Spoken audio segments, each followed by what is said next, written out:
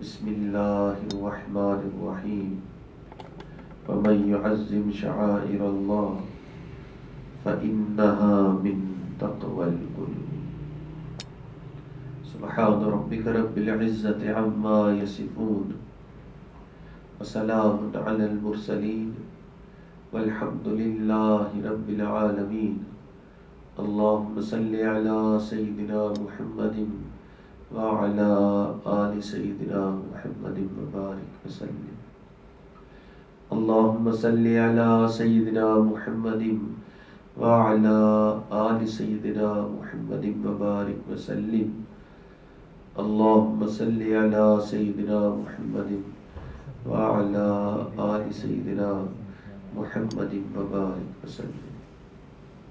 ارشاد باری تعالیٰ ہے وَمَن يُعَظِّمْ شَعَائِرَ اللَّهِ، اور جس نے تعظیم کی اللہ کی نشانیوں کی فَإِنَّهَا مِن تَقْوَى الْقُلُوبِ، یہ اس کے دل کی تقوی کی وجہ سے ہے.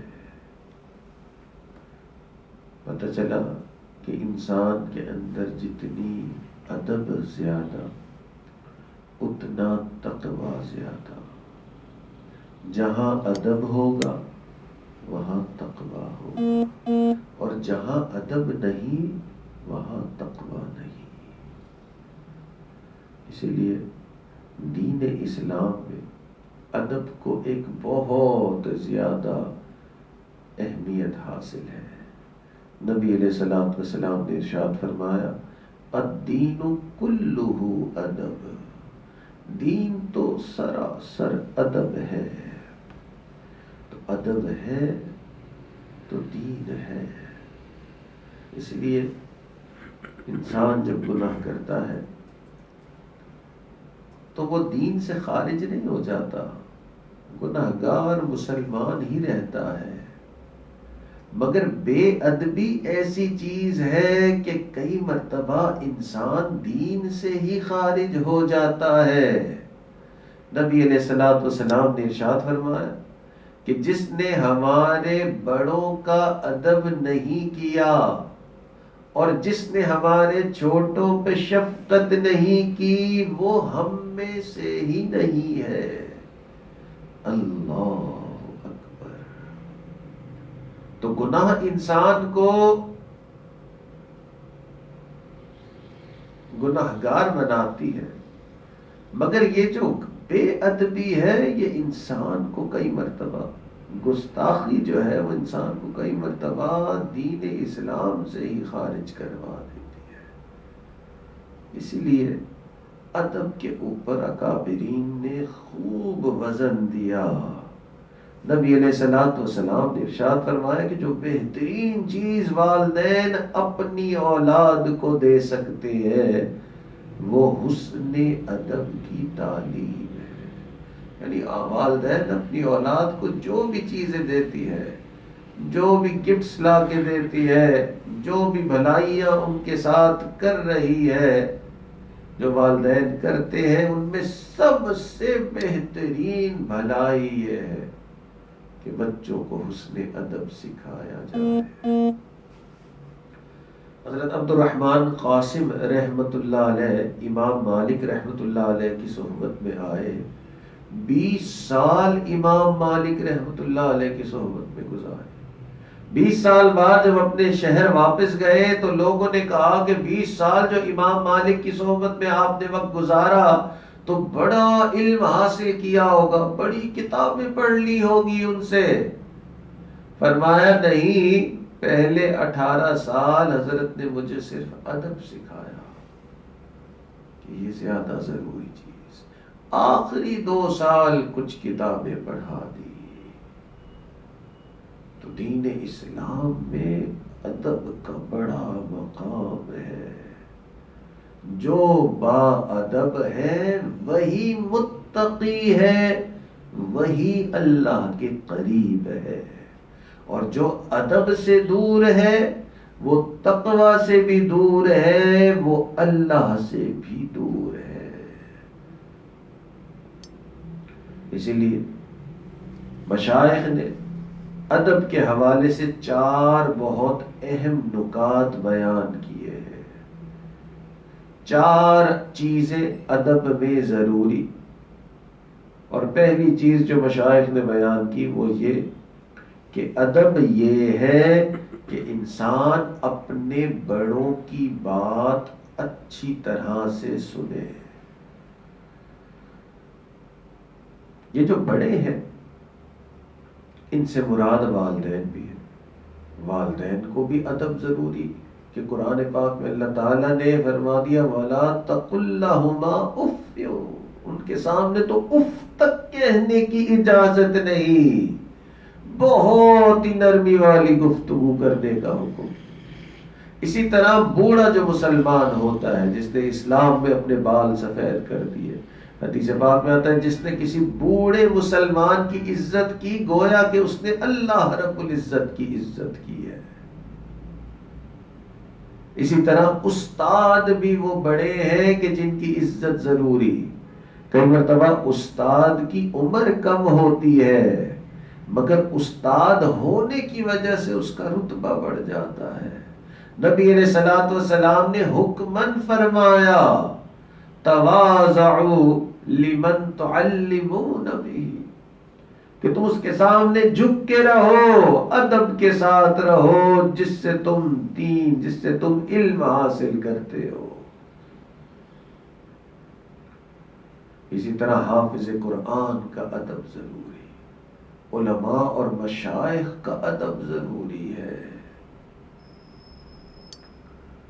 تو یہ جو بڑے ہیں ان کے ادب سے متعلق، چاہے وہ والدین ہو، چاہے وہ اساتذہ کرام ہو، چاہے وہ عام بوڑھا مسلمان ہو، یا وہ انسان کے بڑے رشتہ دار ہو، یا علماء کرام، حفاظ کرام یا مشائخ کرام ہو، ان کے ادب سے متعلق مشائخ نے 4 چیزیں بیان کی، اور پہلی چیز یہ کہ ان کی بات کو غور سے سنے۔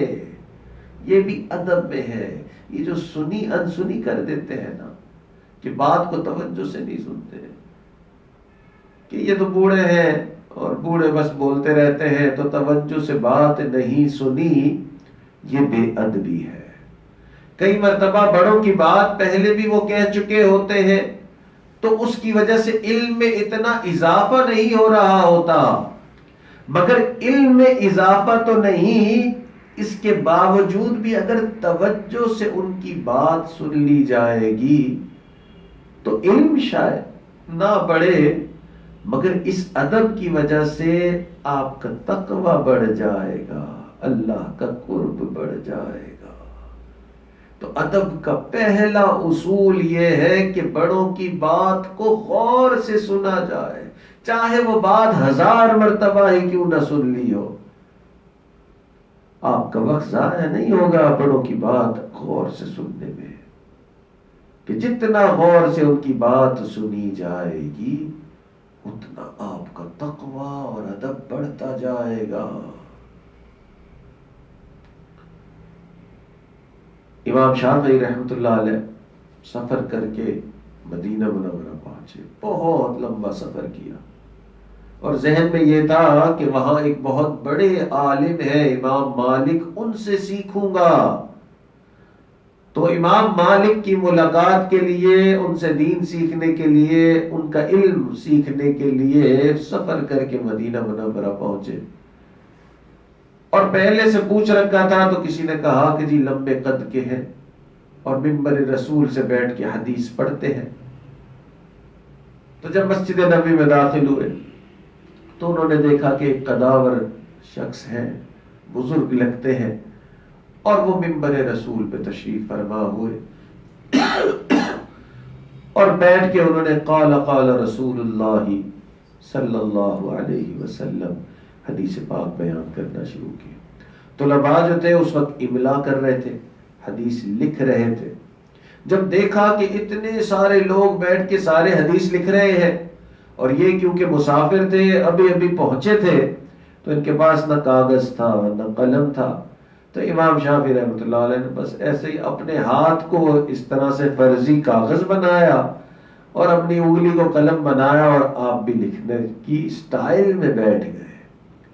امام مالک رحمۃ اللہ علیہ کی نظر بھی ان پہ پڑی، کافی لمبا سیشن ہوا، سینکڑوں حدیثیں حضرت نے بیان کی. اس کے بعد نماز کا وقت ہوا، جب اذان ہوئی تو بریک ہوئی، سارے لوگ جو ہے وہ نماز کی تیاری میں لگ گئے.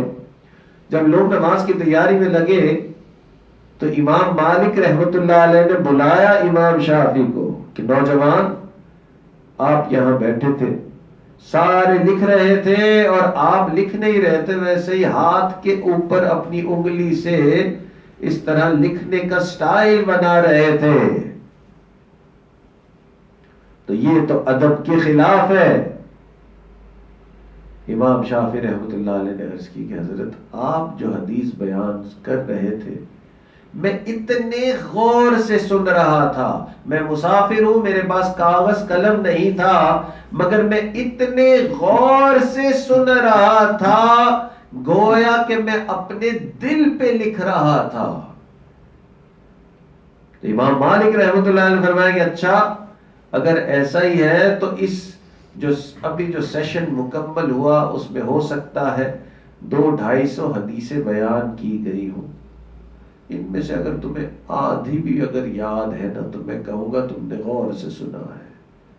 امام شافعی رحمۃ اللہ علیہ نے نہ صرف پوری حدیثیں سنائی، جس ترتیب سے امام مالک رحمۃ اللہ علیہ نے سنائی تھی پوری اس ترتیب سے سنا دی. تو ادب کا پہلا اصول یہ ہے کہ اپنے بڑوں کی بات کو غور سے سنا جائے. یہ جو ہم بڑوں کو سمجھتے ہیں نا کئی مرتبہ کہ بوڑھے ہیں اور فضول سی بات کی ہے یا غیر اہم بات کی ہے یا ان کو اتنا ویلیو نہیں دیتے اور لوگوں کو زیادہ ویلیو دیتے ہیں، زیادہ بات توجہ سے سنتے ہیں، اللہ کے نزدیک ان کی بات جتنی توجہ سے سنیں گے اتنا اللہ راضی ہوں گے. اللہ اکبر. اور ادب کا دوسرا اصول اور وہ یہ ہے کہ یہ جو بڑوں کی ڈانٹ ہوتی ہے اس کو انسان اپنے لیے رحمت سمجھے. بڑوں کی ڈانٹ یہ رحمت ہے. بھائی ڈانٹ تو کسی کو بھی اچھی نہیں لگتی، ڈانٹ سے تو ہم میں سے ہر ایک بچنا چاہتا ہے، تو ڈانٹ رحمت کیسے ہو گئی؟ ادب کا دوسرا اصول کہ بڑوں کی ڈانٹ رحمت ہے. اور ڈانٹ اس لیے رحمت کہ بڑے اگر ڈانٹتے ہیں تو اس میں 2 ہی پہلو ہو سکتے ہیں. ایک پہلو تو یہ کہ ہم نے غلطی کی ہے، اس میں ہماری غلطی کی اصلاح، تو اگر تو غلطی کی اصلاح ہو رہی ہے تو ڈانٹ تو رحمت ہی ہے. اور اگر ایسا نہیں تو پھر بھی ڈانٹ رحمت ہے کہ بڑوں کی ڈانٹ پہ انسان نے صبر کیا، گو کہ غلطی نہیں بھی تھی پھر بھی خاموش رہا، ڈانٹ سن لی، اپنے آپ کو غلطی پہ سمجھا. اس صبر کرنے پہ اللہ نے بڑے بڑے وعدے کر لیے. قرآن پاک میں فرمایا واللہ یحب الصابرین، اللہ صبر کرنے والے سے محبت فرماتے ہیں. تو بڑوں کی ڈانٹ پہ صبر کرنے سے انسان کا ظرف بڑھ جاتا ہے، اللہ تک پہنچنے کے راستے ہموار ہو جاتے ہیں. اور بڑوں کی ڈانٹ اگر خوشی خوشی سن لی جائے، ناراض نہ ہو انسان اور ڈانٹ کو ڈائجسٹ کر لے تو وہ کائنات کا سب سے بہترین انسان بن جاتا ہے. نبی علیہ الصلوۃ والسلام نے فرمایا کہ تم میں سب سے بہترین وہ ہے جس کو غصہ آنے میں بہت دیر لگے، وہ ڈانٹ برداشت پہ برداشت کرتا جائے، اور جس کا غصہ اترنے میں بہت جلدی لگے، یہ بہترین انسان. تو اس لیے اگر بڑوں کی ڈانٹ بے جا بھی ہے تو بھی رحمت ہے. اس لیے مشائخ کی خانقاہوں میں تو ڈانٹ کا خاص اہتمام کیا جاتا. مشائخ کے یہاں ڈانٹ ٹپٹ چلتی ہے کہ اس سے انسان کا ظرف، اس کا صبر بڑھتا ہے اور بڑی صفت ہے یہ صبر، اور اللہ کو بہت پسند ہے۔ ان اللہ مع الصابرین، اتنی پسند اللہ نے کہا اللہ صبر کرنے والوں کے ساتھ۔ حضرت اقدس تھانوی رحمۃ اللہ علیہ کی خانقاہ پر کافی ڈسپلن ہوتا تھا، اور ہر چیز کا وقت متعین، نمازوں کا وقت متعین، تہجد کا وقت متعین، تلاوت کا وقت، ذکر کا وقت، بیان کا وقت، اسی طرح سونے کا وقت، اور اسی طرح حضرت نے ڈانٹ کا بھی ایک وقت رکھا تھا۔ ڈانٹ کا گھنٹہ آتا، اس میں حضرت ایک ایک کر کے اپنے مریدین کو ڈانٹتے تاکہ ان کا صبر بڑھے۔ یہ ڈانٹ جو بڑوں کی ہے یہ رحمت ہے۔ تو ادب سے متعلق 4 اہم اصول۔ پہلا اصول کہ ادب جو ہے وہ یہ کہ انسان بڑوں کی بات کو غور اور توجہ سے سنے، اور دوسرا اصول کہ انسان بڑوں کی ڈانٹ کو اپنے لیے رحمت سمجھے، اور تیسرا اصول ادب کا کہ یہ جو بڑوں کی خدمت ہے اس کو انسان اپنے لیے فلاح دارین سمجھے۔ فلاح دارین کیا ہوتا ہے؟ دونوں جہانوں کی کامیابی سمجھے، اور واقعی خدمت کرنے والا دونوں جہانوں میں کامیاب۔ حدیث پاک میں آتا ہے کہ جب کوئی شخص کسی کی مدد کرنے کے لیے قدم بڑھاتا ہے، اللہ تعالیٰ ایک فرشتہ پیدا فرماتے ہیں، وہ فرشتہ عبادت کرتا ہے حتیٰ کہ قیامت کے دن کی صبح تک عبادت کرتا رہے گا، اور یہ جتنی بھی عبادت ہوگی اس مدد کرنے والے، خدمت کرنے والے کے نامہ اعمال میں لکھ دی جائے گی۔ اللہ اکبر، اتنا اجر ہوگا۔ حدیث پاک میں آتا ہے کہ قیامت کے دن اپنا اجر دیکھ کے کچھ لوگ حیران ہو جائیں گے، وہ پوچھیں گے کہ یہ کس چیز کی، یہ تو میں نے نہیں کیا۔ تو اس کو بتایا جائے گا کہ تو نے فلاں کی مدد کرنے کے لیے قدم بڑھایا تھا، فلاں کی خدمت میں تو نے قدم بڑھایا تھا، اس کے بدلے میں اللہ نے تیرے لیے اتنا اتنا اجر رکھ دیا۔ تو آخرت کی بھی کامیابی خدمت کرنے والے کے لیے، اور دنیا کی بھی کامیابی خدمت کرنے والے کے لیے۔ حدیث پاک میں آتا ہے، نبی علیہ الصلوۃ والسلام نے فرمایا کہ جو شخص دوسروں کے کاموں میں لگ جاتا ہے، دوسروں کی مدد میں لگ جاتا ہے، اللہ رب العزت اس کی مدد میں لگ جاتے ہیں۔ اللہ اکبر۔ تو یہ خدمت کرنے والا، اللہ اکبر، یہ خدمت جو ہے یہ ادب تو ہے، مگر یہ دونوں جہانوں کی کامیابی۔ تو ادب کا تیسرا بڑا اصول کہ انسان بڑوں کی خدمت کو اپنے لیے فلاح دارین سمجھے۔ اور آج کل تو سائنسدان بھی یہ خدمت کرنا، جس کو انگریزی میں والنٹیئرنگ کہتے ہیں، اس کو کہتے ہیں کہ یہ بہت دنیا کی کامیابی کے لیے بڑی اہم چیز ہے۔ چنانچہ امریکہ کی بڑی یونیورسٹی ہے ہارورڈ یونیورسٹی، اس کا ایک ہارورڈ میڈیکل جرنل نکلتا ہے، اور اس میڈیکل جرنل کی ریسرچ ایڈیٹر ہے سٹیفنی واٹسن۔ اس نے کہا کہ میں نے یہ خدمت کرنے پہ، والنٹیئر ورک کرنے پہ ریسرچ کی، اور میں نے کہا کہ جو شخص، اس نے کہا ہزاروں لوگوں پہ ریسرچ کی، اس نے کہا جو شخص خوب خدمت کے کام کرتا ہے، والنٹیئر ورک کرتا ہے، اس کو 4 نعمتیں حاصل ہوتی ہیں۔ اس کو اچھا بلڈ پریشر نصیب ہوتا ہے، اس کا شوگر لیولز بہتر ہوتے ہیں، تیسرا اس نے کہا وہ اینگزائٹی اٹیک سے بچتا ہے، اور چوتھا وہ کہ وہ ڈپریشن سے نکل آتا ہے۔ اور پھر اس نے لکھا کہ یہ میں ایسے ہی نہیں کہہ رہی، اس نے کہا یہ اس کے اوپر پوری ریسرچ ہے. اس نے کہا جو شخص سال کے اندر 200 گھنٹے والنٹیئر ورک کرے گا، یعنی کہ ہفتے میں 4 گھنٹے اگر کرے گا تو اس کو یہ نعمتیں نصیب ہوگی. اللہ اکبر. اور ایک امریکی ریسرچ امریکن سائیکولوجیکل جرنل میں لکھا ہے کہ جو والنٹیئر ورک زیادہ کرتے ہیں ان کی عمریں بھی زیادہ ہوتی ہے. تو بزرگوں نے تو کہا کہ جی یہ خدمت جو ہے یہ فلاح دارین، آج کی ریسرچ بھی یہی کہہ رہی ہے کہ جو خدمت کرتا ہے وہ بہتر زندگی گزار رہا ہے.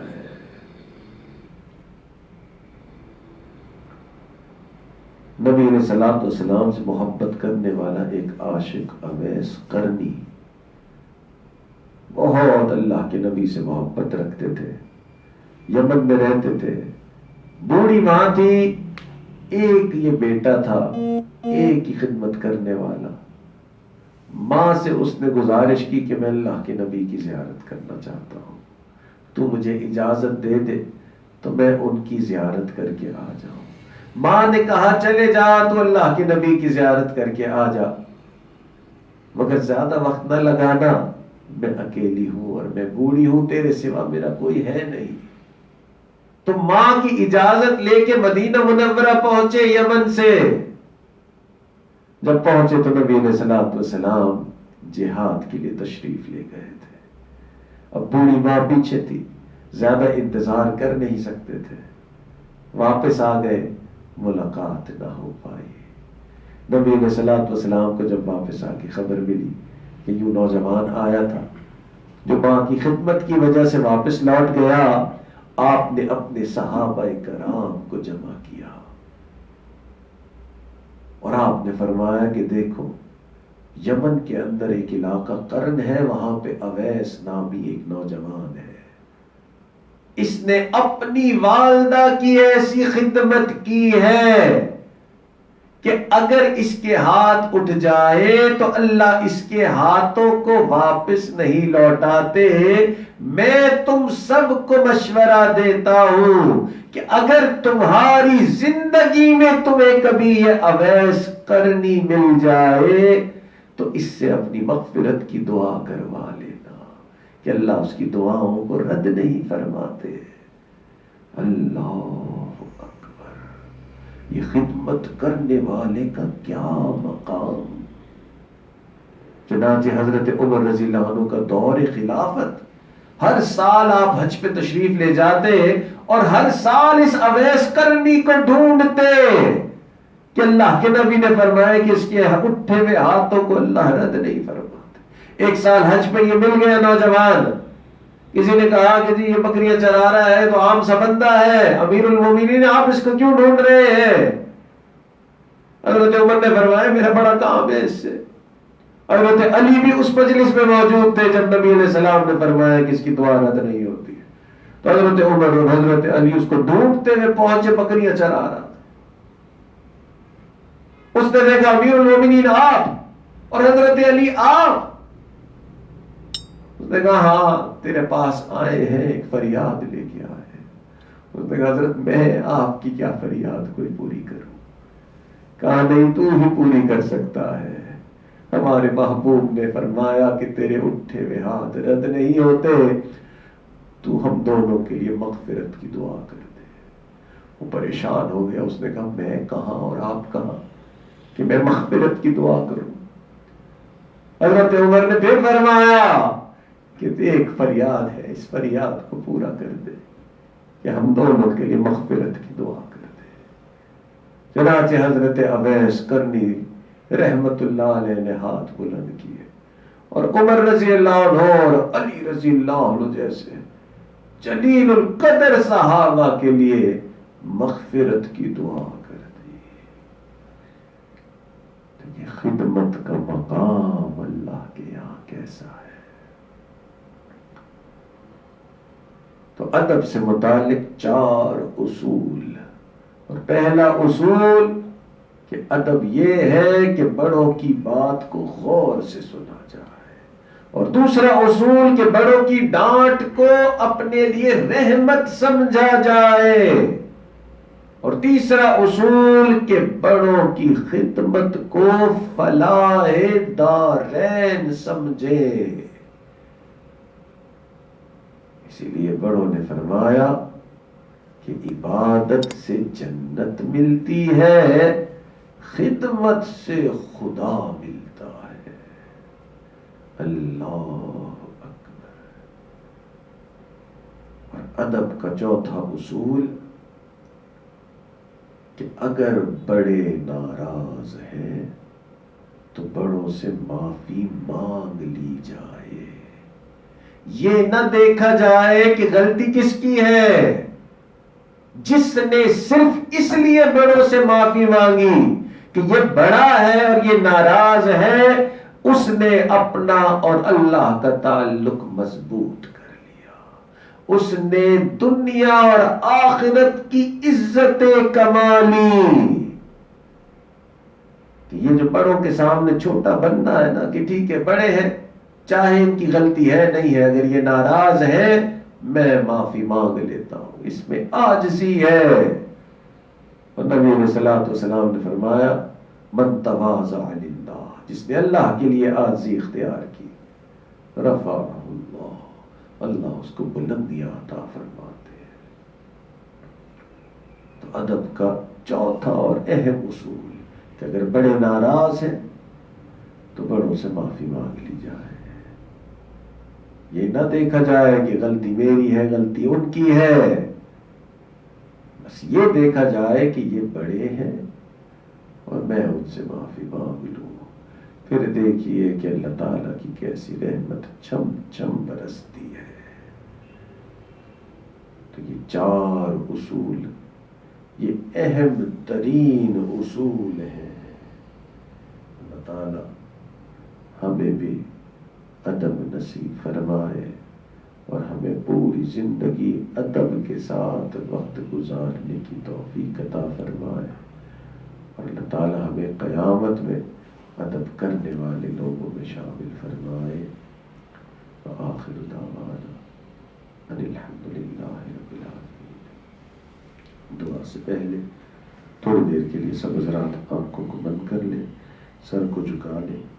دنیا اور جو کچھ دنیا میں ہے اس سے ہٹ کٹ کے اللہ کی یاد میں ڈوب جائیں۔ تھوڑی دیر کے لیے اپنے دلوں میں اللہ کو یاد کر لیں، آنکھوں کو بند کر لیں، سر کو جھکا لیں۔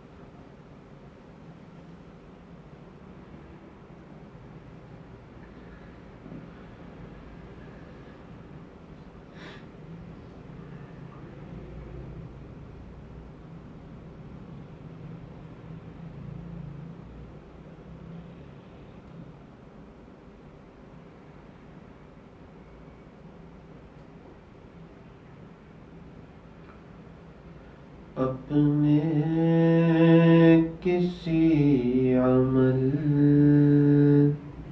پہ سہارا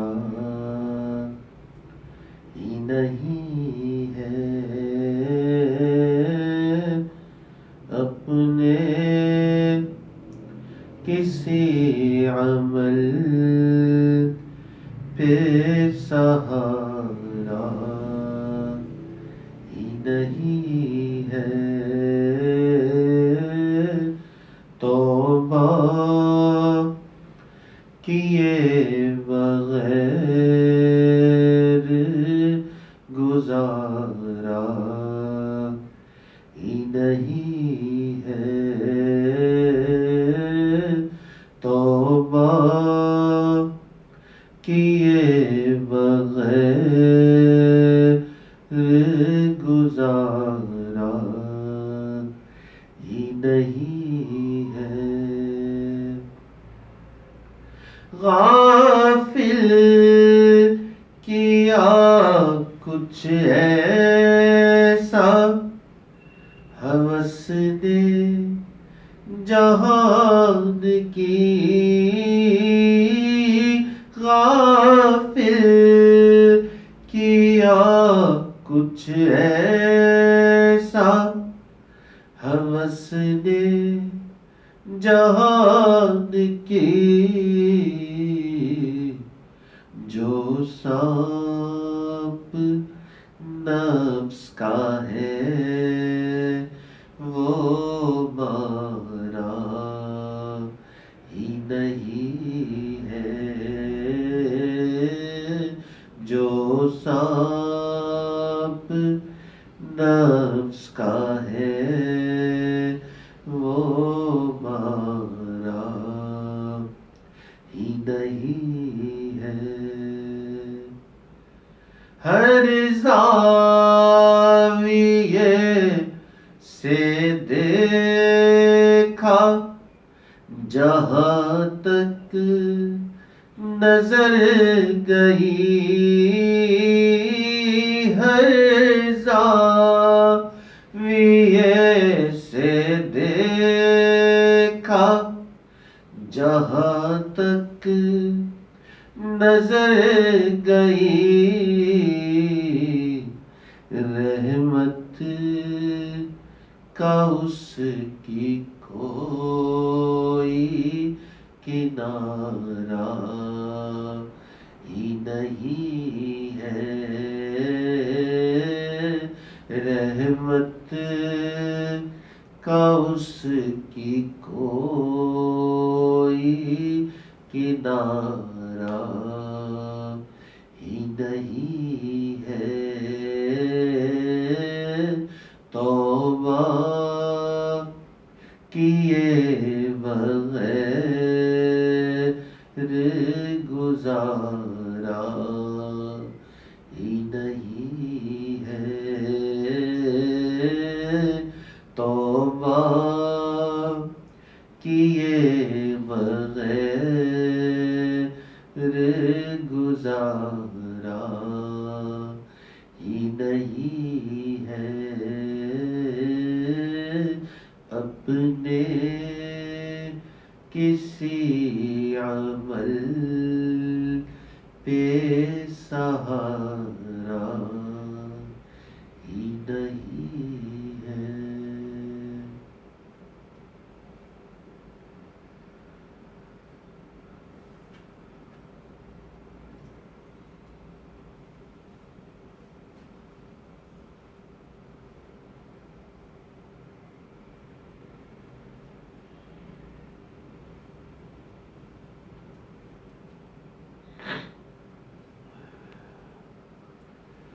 لا الہ الا اللہ محمد رسول اللہ۔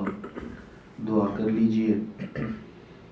سبحان ربی العلی الوہاب، اللہم صلی علی سیدنا محمد وعلی آل سیدنا محمد وبارک وسلم۔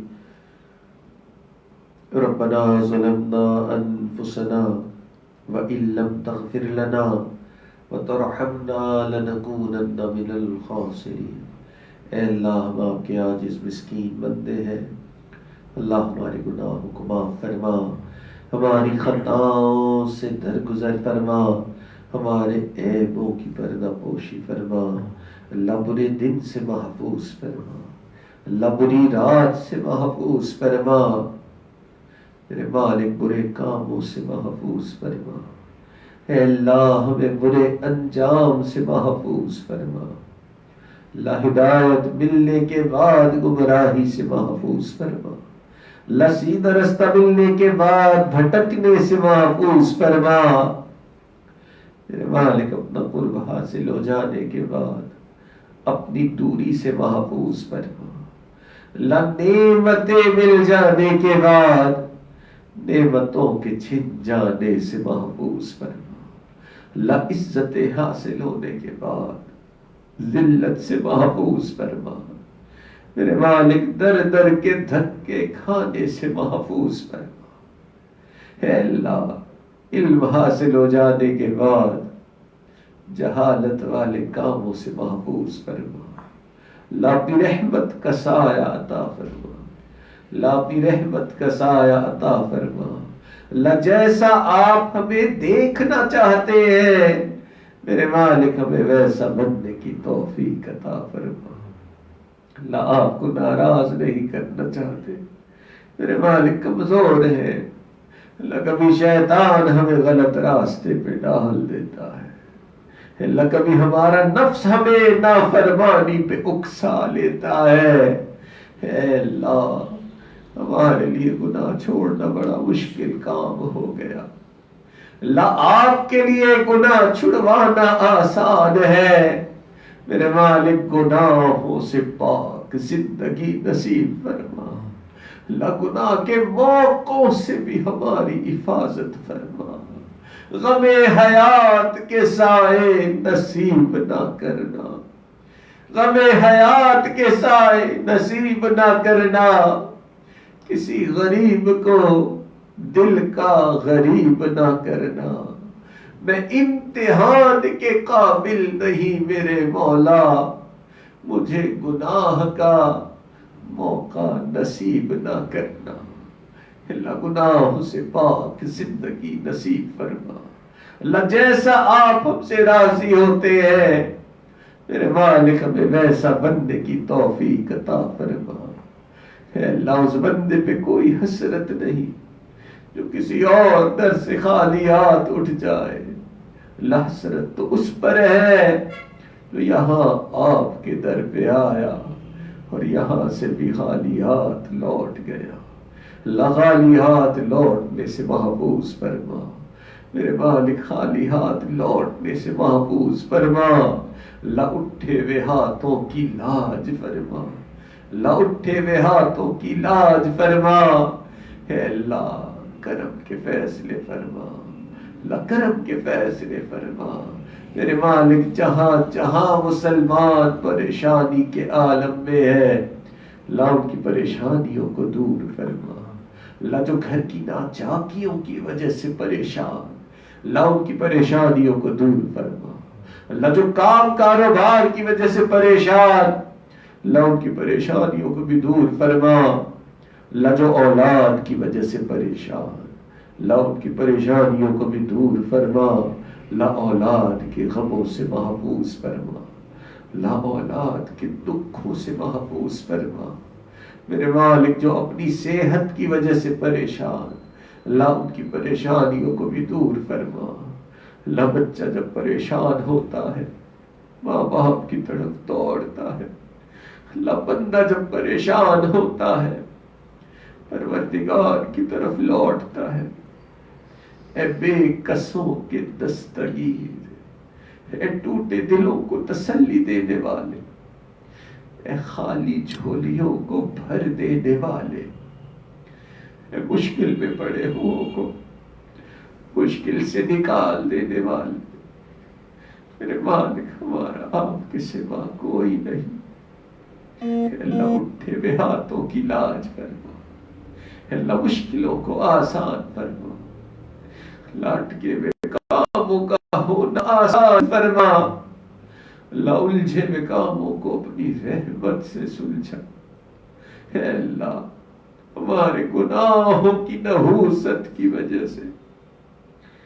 ہمیں اپنے در سے دور نہ فرما آپ کے تو ہمارے جیسے اربوں خربوں اے اللہ، ہمارا آپ کے سوا کوئی نہیں اپنے در سے دور نہ فرما اٹھے ہوئے ہاتھوں کی لاج فرما اٹھے ہوئے ہاتھوں کی لاج فرما میرے مالک کرم کے فیصلے فرما، اللہ آنے والے وقت کو گزرے ہوئے وقت سے بہتر فرما، اللہ آنے والی زندگی کو گزری ہوئی زندگی کا کفارہ بنا۔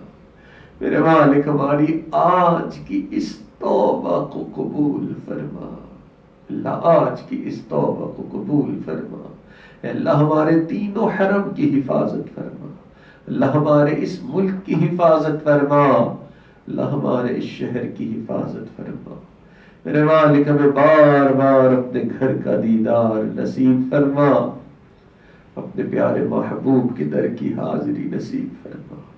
اے اللہ ہمارے عزیز اقارب، رشتہ دار، مشائخ، اساتذہ، والدین جو بھی اس دنیا سے فوت ہو چکے ہیں، جو حیات ہے، اللہ ان سب کی مغفرت فرما، اللہ جن کی مغفرت فرما دی اپنے قرب کے اعلیٰ درجات نصیب فرما۔ ربنا تقبل منا انك انت السميع العليم تب علينا انك انت التواب الرحيم وصلى الله تعالى على حبيبه سيدنا محمد وعلى آله وأصحابه أجمعين برحمتك يا أرحم الراحمين۔